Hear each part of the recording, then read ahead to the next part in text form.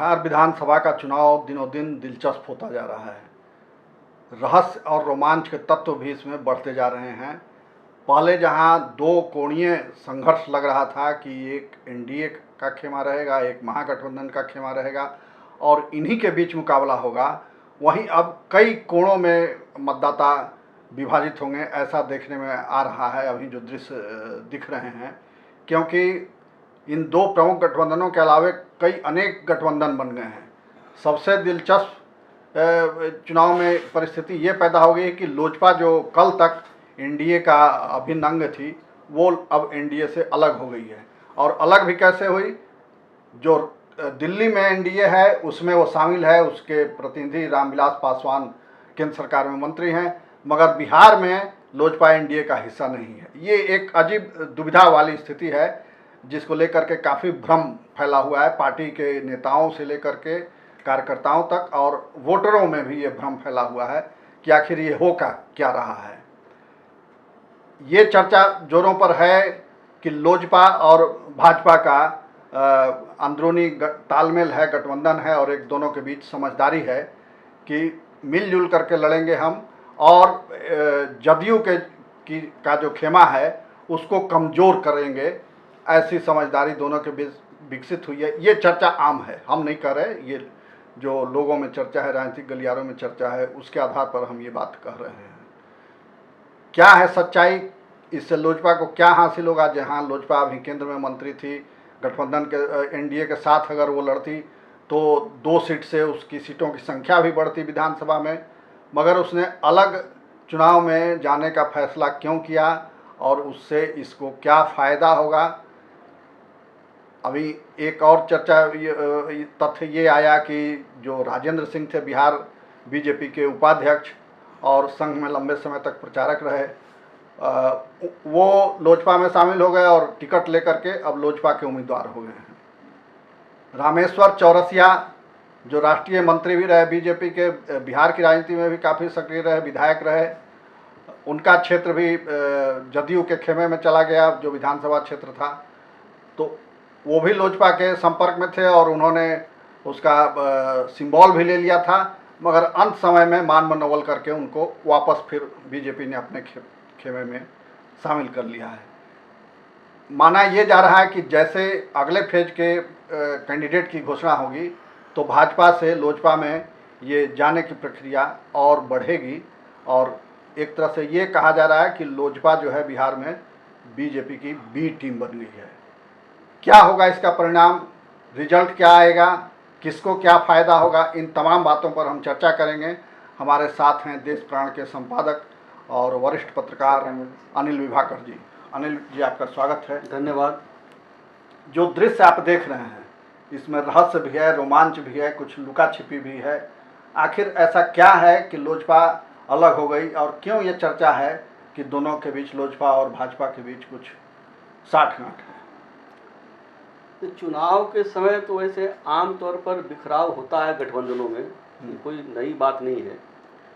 लेकिन बिहार की जो परिस्थिति है चुनावी, उसमें लोजपा कई महीने से जदयू पर अपना दबाव बढ़ा रही थी, जो मुख्यमंत्री नीतीश कुमार को पसंद नहीं था। ऐसा माना जा रहा था, राजनीतिक हलकों में भी ऐसी चर्चा थी, आम लोगों में भी ऐसी चर्चा थी कि लोजपा भाजपा के इशारे पर ही नीतीश कुमार पर हमलावर है और दबाव बना रही है।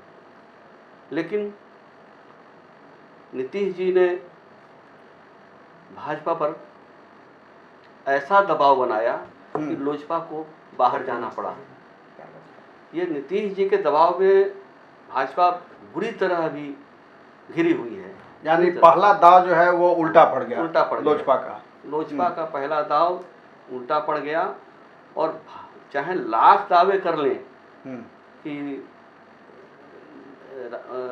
जदयू और भाजपा का गठबंधन जैसे चल रहा था वैसे चल रहा है, चलेगा, आगे भी मिलकर काम करेंगे, हकीकत यह है कि बिहार की जो भाजपा है वो जदयू के दबाव में बुरी तरह फंसी हुई है। और इसकी वजह से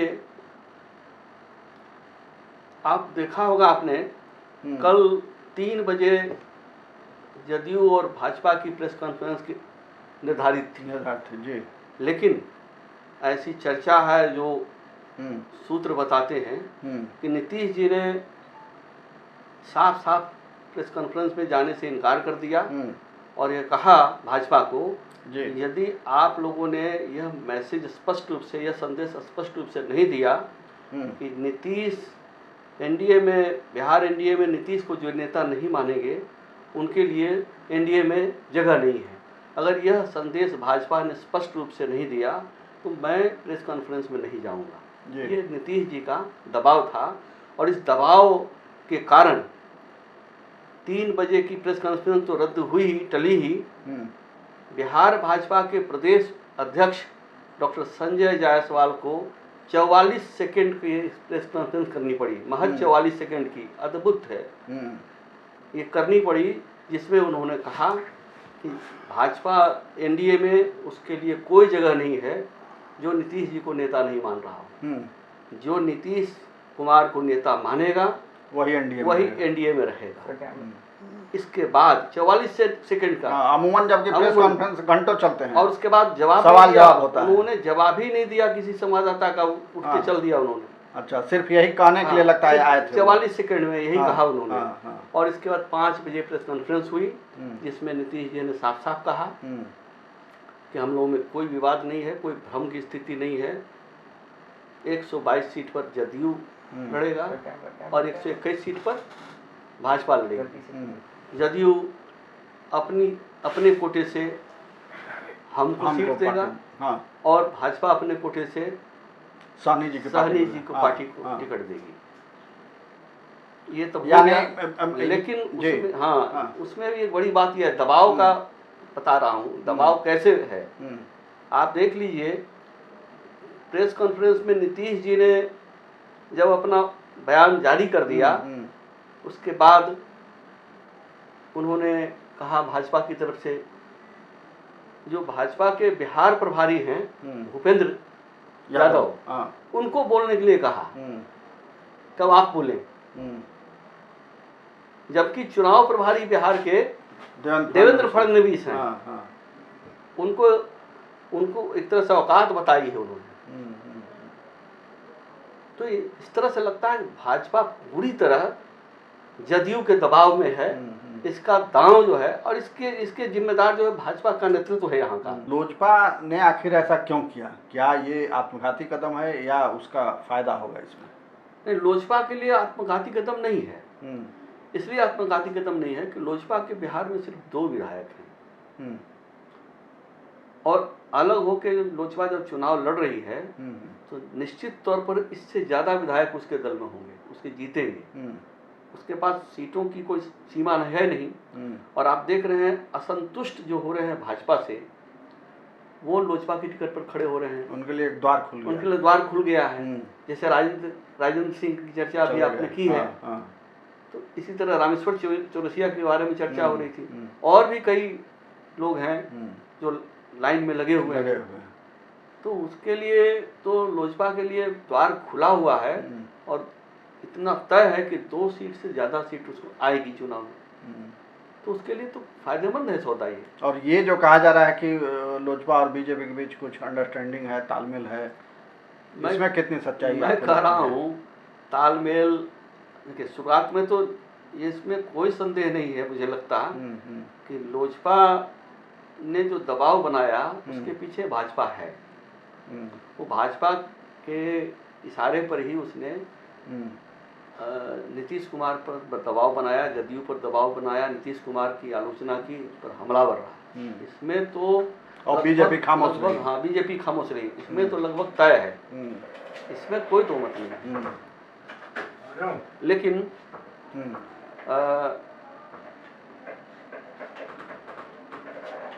अब स्थिति यह है कि बहुत मजबूरी में भाजपा को अपना लोजपा से किनारा करना पड़ा है।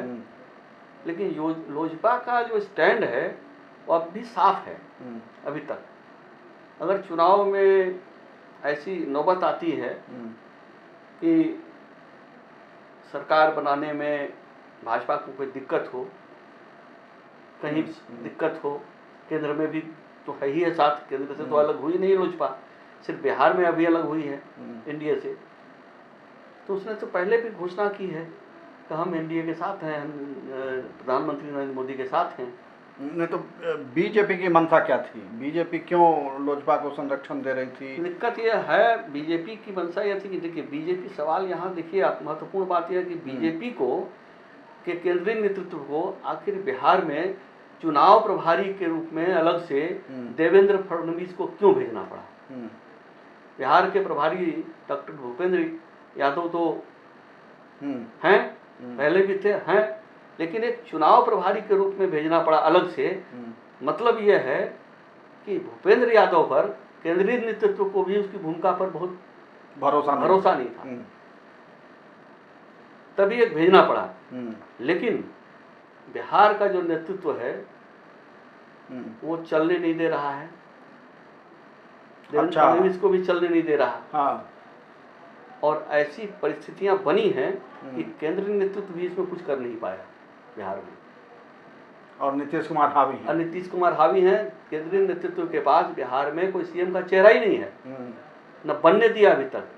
फडणवीस ने तो अंदर खाने जो चर्चा है और राजनीतिक हलकों में चर्चा है कि फडणवीस ने साफ साफ कह दिया है कि बिहार का जो नेतृत्व है वही बीजेपी को अपने पांव पर खड़ा होने नहीं दे रहा। बीजेपी को कमजोर करके बीजेपी को बी टीम बना के जदयू की, यहाँ का बीजेपी का केंद्र प्रदेश नेतृत्व ही नहीं रखा हुआ है, जिम्मेदार यही है। तो इसके लिए लोजपा को आगे करके और नीतीश कुमार को डिमोरलाइज करने की योजना थी, उनको दबा के रखने की योजना थी। बिल्कुल योजना थी। और वो योजना क्या अभी है या फ्लॉप हो गई? अभी तो फ्लॉप हो गई तत्काल। हाँ, मगर बीजेपी के जो विक्षुब्ध हैं जिनका टिकट कट रहा है वो तो फिर लोजपा की ओर मुड़ रहे हैं। स्वाभाविक है, जो बीजेपी से अलग हो जाएगा तो स्वतंत्र होगा कहीं जाने के लिए। उसके लिए सबसे अच्छी पार्टी अभी लोजपा है। दोनों का जो तालमेल बड़ा अच्छा है और उसको ये मालूम है कि अगर मैं जीत गया तो बाद में फिर हमको वापसी में बहुत आसानी है। यानी उसके दोनों हाथ में लड्डू है कि वहाँ तो है ही, अगर जीत गए तो फिर यहाँ भी हम शामिल हो जाएंगे, ऐसा होता ही है।